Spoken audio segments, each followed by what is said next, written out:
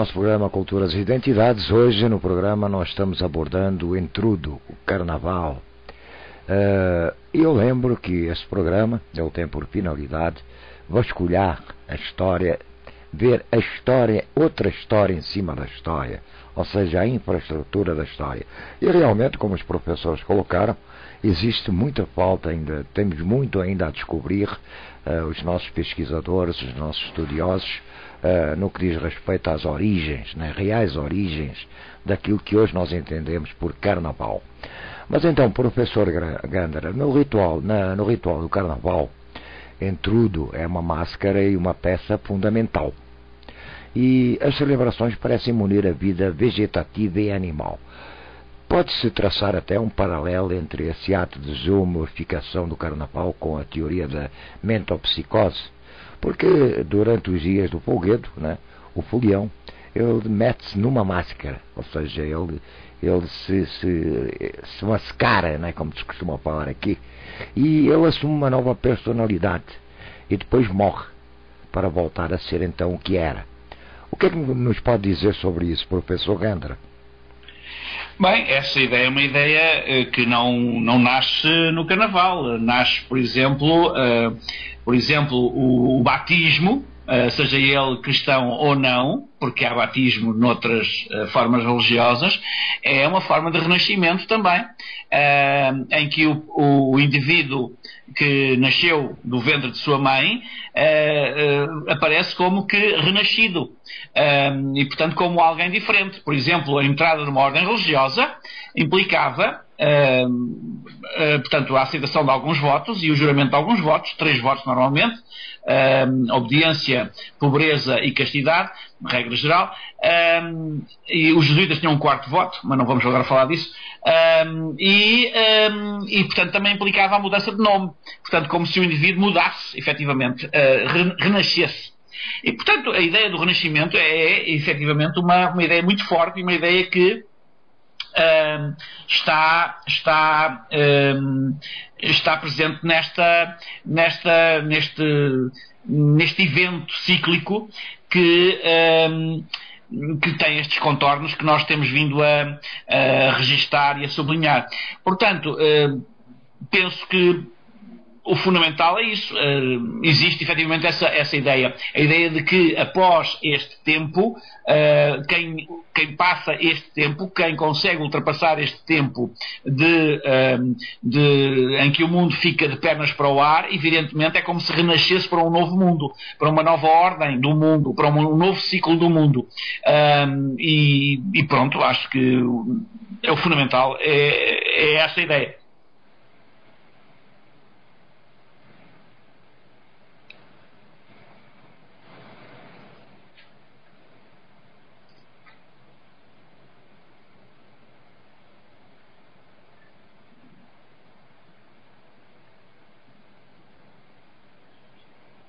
Filipe? Ora, o Filipe abandonou-nos outra vez. Teve um pequeno corte aqui. Mas então, como eu estava falando, L'Oréal, você gostaria de completar algo sobre isso, sobre o que o professor Gândara acabou de colocar? Eu creio que esse aspecto é um aspecto muito importante, né? Como a gente estava conversando no primeiro bloco. Hoje, notadamente no Brasil, não sei como será a comemoração do carnaval, do entrudo hoje em Portugal, né? O Brasil se mobiliza muito pro carnaval, mas esse aspecto curioso da festa, da transfiguração, né? Da pré-figuração, ou da máscara, porque hoje de fato a gente não tem máscara mais, exceto nesses blocos de rua que voltaram, mas perdeu-se, e isso é uma perda muito substancial, essa ideia de que você está saindo de um ciclo para outro, para entrar em outro. Essa mistura de tempos e de espaços que nós conversamos no primeiro bloco, no carnaval, ele é fundamental. Ora, nós vemos em todas as culturas, os próprios índios brasileiros têm esse ato de zoomorfização. O xamã, por exemplo, ele não só incorpora o animal, de poder dele, como ele é o animal, né? Ele torna-se o animal. Então, o ato de zoomorfização é um ato que a gente vê em várias culturas, né? Ele dá lugar a vários cultos ritualísticos. No Egito, efetivamente, é célebre a questão da ressurreição da vida após a morte, né? E a ressurreição da vida após a morte, nas tradições, ela manifesta-se sempre de duas formas. Ou ela é uma ressurreição vegetativa, ou ela é uma ressurreição animal, né? Aquilo que o Gandra falou no início, que certamente muito pouca gente terá esse conhecimento, né, de que faz parte dessa memória do Entrudo a própria concepção de Horus, quando Osíris é despedaçado e as partes do corpo dele são espalhadas por vários locais, e Ísis sai recolhendo cada parte, né, e colando novamente. Então ela vai recompondo o corpo do Deus esfacelado. E quando consegue recuperar o falo dele, ela procria um cadáver. Esse rito é muito curioso, porque é a partir desse cadáver, então o Horus, o filho, é o filho de um morto e de um vivo. A gente perguntaria, mas o morto em que esfera e o vivo em que esfera? Porque nós temos nas mitologias um consenso de que os deuses se acasalam com as filhas dos homens, né? Os deuses ou os anjos. Nós já vimos num determinado programa, né, que os anjos casam também com as filhas dos homens, que é a fusão da intemporalidade com a temporalidade. Agora, essa ideia da morte ter um filho é muito interessante. Então, esse ritual de renascimento e ao mesmo tempo de concepção, que é o germe da vida, é algo de fato curioso. Quando nós vemos nas culturas antigas a ideia da máscara, o mascarado, né, a máscara, o que poderia ser? Ela é considerada uma pele, uma segunda pele. Então, quando você entra naquela máscara, você passa para aquela pele. Você passa a adquirir, mesmo que seja por poucos dias, por poucas horas, uma outra identidade, como o Gandra falou. É uma outra identidade, é um outro tempo, é um outro espaço, é uma outra experiência de vida. Se a gente fosse fazer uma analogia disso, é uma outra vida. É como se você tivesse morrido numa vida e vai para um dimensional paralelo. Naquele dimensional paralelo, você experimenta uma outra coisa. E, passado aqueles dias, a gente tem, eu vou fazer um parênteses aqui, né? Essa passagem para um tempo diferente, depois volta, que é a ideia da própria Cinderela. Ela permanece princesa por encantamento até a meia-noite. A abóbora é carruagem, o ratinho virou cavalo e tudo mais. Tocou o sino, ela volta àquele estágio. Né? Então ela entra numa situação por operação mágica e sai daquela situação com hora marcada. Então o carnaval ele tem uma hora de começar e uma hora de finalizar.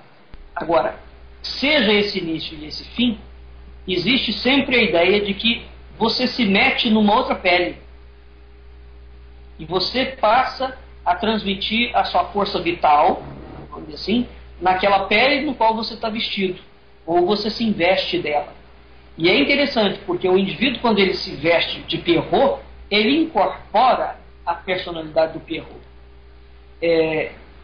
Eu particularmente acho tão enigmático essa questão, que deve ser a mesma questão que acontece, talvez, claro, não tem paralelo, mas a gente ouve falar dos artistas, quando os artistas se identificam muito com o personagem, né? Uhum. Então ele absorve a máscara do personagem a tal forma que ele não consegue se desfazer daquele personagem na vida pessoal. e ele passa a viver aquele personagem, ele passa a ser o personagem. O que será, de fato, qual é o segredo, qual é o mistério que reside por trás dessa ideia da máscara? Que é algo que nós não...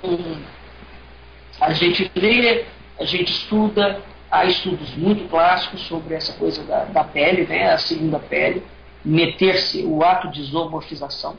Né? Eu me meto numa máscara, eu assumo uma personalidade, eu morro naquela vida e depois eu volto a ser o que eu era. É uma mortalha. É uma mortalha. Na verdade, nós estamos vestindo uma mortalha que substitui a pele que nós tínhamos antigamente, né? E vamos assumir uma forma não necessariamente humana, porque eu posso estar vestido de bicho, né? Então eu me meto, nesses dias eu me meto na pele do outro, ou debaixo de uma máscara, e é interessante porque embaixo desse meter-se na pele do outro, eu estou sob a proteção daquela pele. Eu posso fazer o que eu quiser, porque aquela pele na onde eu estou metido, ela me confere esse poder, porque ela naquele instante é mais forte do que eu. Um caso clássico, por exemplo, uma pele famosíssima na tradição ocidental é o tozão de ouro, é a lenda do tozão de ouro, né? É a pele de Ana, as máscaras totêmicas, né? Todos os vestuários, os vestidos, os chapéus, etc. Tal, que eram utilizados nos rituais. Até hoje você tem isso. Quando você é entronizado, gente, quando forma, você veste beca e coloca o chapéu. O Papa tem a mitra, né?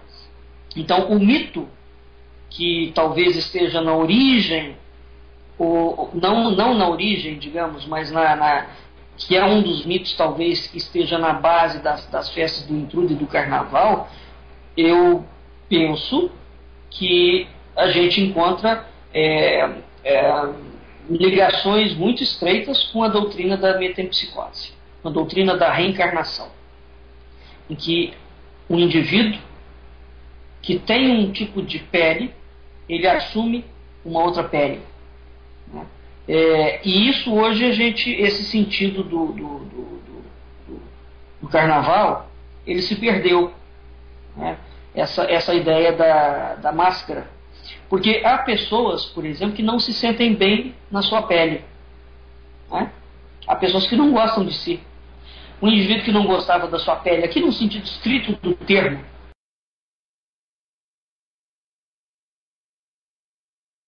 foi o Michael Jackson, né? Como tinha dinheiro, fez todos os procedimentos científicos possíveis naquela altura para branquear a pele. Então é um tipo de totemismo, porque você quer praticar a inserção em um outro mundo que não é aquele mundo que te pertence. Não estou dizendo que ele tinha conhecimento disso, estou fazendo uma ponderação, né? Que porque a cirurgia, de certa forma, é um tipo de cerimônia em que eu sou revestido, eu tenho um tipo de roupagem e eu me preparo para adquirir um outro tipo de roupagem. Então, ele adquire uma máscara. Nesse aspecto, a gente tem sim a imagem de um deus totêmico. Porque nós temos, por exemplo, máscaras votivas, a gente tem as máscaras de teatro, a gente tem as máscaras de dança, as máscaras de cerimônia, as máscaras secretas, as máscaras de morte, né? Dificilmente um morto não é mascarado. Hoje também nós perdemos isso, né? Essa ideia de que você cobre o morto com algum tipo de máscara. Essas coisas todas foram sendo perdidas. Mas o que está assim no núcleo, talvez, de uma das comemorações do carnaval? Essas transformações, porque todas essas transformações que eram ritualísticas da utilização das máscaras, elas também eram acompanhadas de músicas que eram ritmadas ao som de tambores, tinham sinetes, tinham zabumbas, tinham tantãs. E quando o indivíduo, ao penetrar nesse ritual, penetrar nessa transformação, essa ritualística toda de música e a utilização, a penetração de um outro tipo de máscara provoca um tipo de possessão. O indivíduo fica possuído por uma personalidade porque ele passa para uma outra pele. Ele sai do estado ordinário, em estado normal, e ele entra, aqui é que é preciso entender, por intermédio da máscara e do ritmo musical, num desdobramento da personalidade dele, ou numa outra personalidade. Então, é interessante, porque a gente visualiza aqui, nesse rito, quase que um rito de passagem, né, a ideia que o folclore manteve, a ideia de uma ligação cósmica muito clara, porque a gente tem a proteção de alguma outra coisa que nós não sabemos o que é. A gente pode ir para um universo e o salvo-conduto está garantido, pelo menos naquele período, né? Porque passado aquele período há um interdito. Mas nesse período aí que a gente chama de carnaval, ou nesse momento que antecede a quaresma, esse tipo de ornamentação, que é ao mesmo tempo tônica, né? Nós estamos na Terra e a gente vai ao céu, ou vai ao cosmos, e está no cosmos e volta à Terra, essa transição de um mundo para outro mundo é não só permitida, bem como é estimulada. Então, a gente verifica aqui que o carnaval moderno, embora ele não tenha mais esse sentido, né, ele perdeu o sentido cósmico, ele não pode ser visto somente como um ritual de bacanal. Ele não pode ser visto somente como um momento de licenciosidade. Ele tem no seu bojo operacional, ele faz um suporte entre o mundo visível e o mundo invisível. Ele tem claramente um laço grande de passagem entre mundos. E naquele período eu posso, através da máscara, através do ritmo, através da música, né, entrar nesse outro mundo, tendo como condição, claro, adquirir uma outra roupagem. Porque isso parece que é uma condição quase que sine qua non. Eu não posso entrar, seja na festa do entrudo, seja na festa do carnaval, vestido com a mesma roupa. Eu não sou a mesma pessoa. A partir daquele momento, eu me torno outra pessoa. Né? Mesmo você veja o carnaval do Rio, né? Nas grandes escolas de samba, você passa a ser a escola, ou o enredo.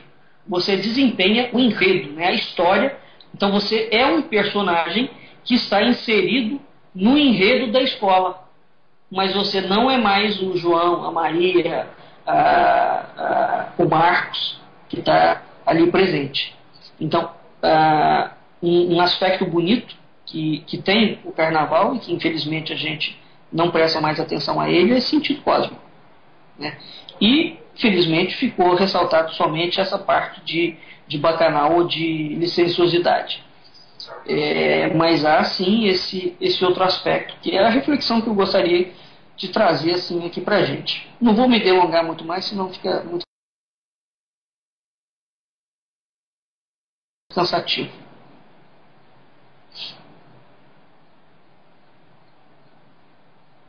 Sim, eu acho que realmente aquilo que nos propusemos trazer sobre o Carnaval e o Entrudo, eu acho que dentro do tempo limite do programa, eu acho que foram colocados, foi colocado de uma forma absolutamente clara. Professor Gandra, você gostaria de acrescentar alguma coisa? Não, posso só dizer, além de não acrescentar ao que o L'Oréal disse, não, mas quero transmitir-vos um aviso, que é uma espécie de aviso à navegação, não é? Diz aqui em Portugal que não se fia no intrudo, porque quem o fizer fiará as barbas ao intrudo, ou ficará sujeito a que os ratos lhe destruam o trabalho. Pronto, é uma ideia de que realmente o intrudo é um personagem que está de pernas para o ar, não é confiável, e portanto é alguém que foge àquilo que é a regra e a ordem natural das coisas a que nós durante todo o resto do ano estamos habituados. Bem, vamos ouvir então agora Noite dos Mascarados, uma obra-prima, que eu considero uma obra-prima, interpretada pela Elis Regina e Chico Buarque. E a gente volta já já. Volta já já, porque eu quero falar com o professor Gândara sobre um trabalho, né, que o professor vem desenvolvendo há 4 anos, e muito interessante. E há 4 décadas. Há 4 décadas? É isso. Pouca coisa. Então foi um pequeno. Antigo, Filipe. Foi um pequeno erro de espaço de tempo. Eu entro. Mas vamos ouvir então a Noite dos Mascarados e nós já vamos falar sobre isso. Voltamos já, até já.